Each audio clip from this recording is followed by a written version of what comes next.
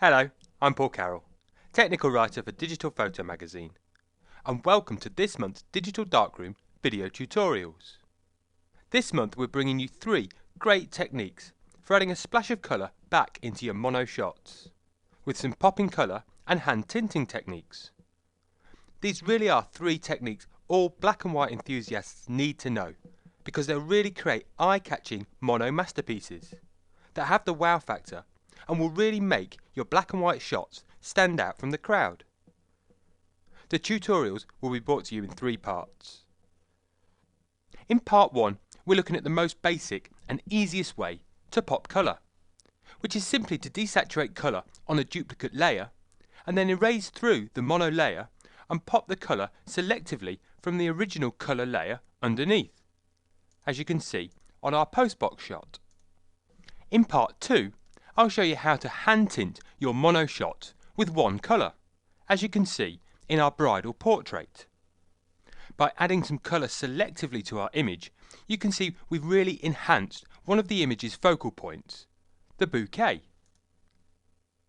And in the third and final part, we'll be looking at a more advanced colour popping method to make sure we get a great black and white finish to our image before we pop the colour and finally sepia tone our mono image. All of these really easy tutorials are compatible with Photoshop Elements, as well as the full version of Photoshop. So now there's no reason why everybody can't make stunning popping colour and hand tinting effects on their own images.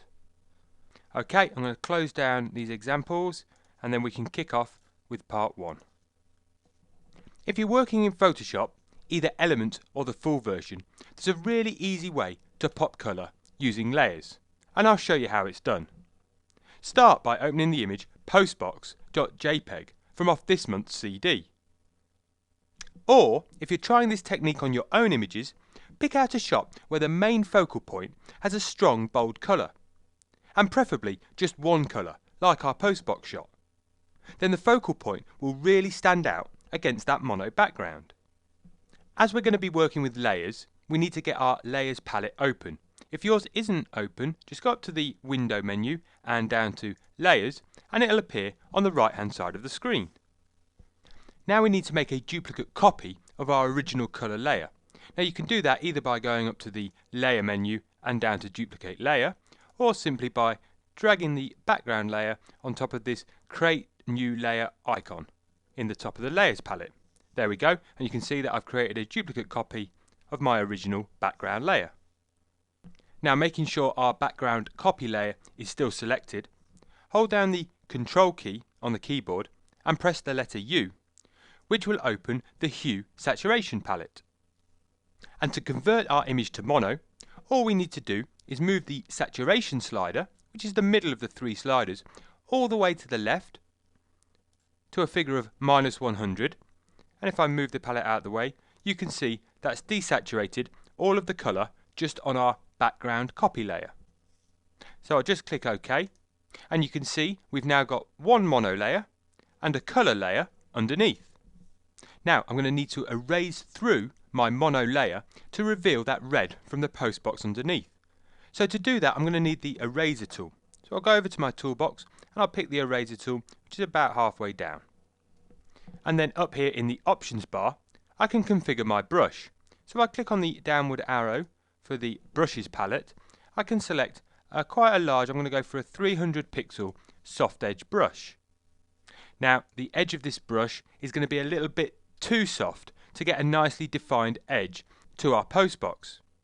So to harden the edge just a little bit, hold down the Shift key on the keyboard and press the right hand square bracket key 2 times. And that's just harden the edge of the brush.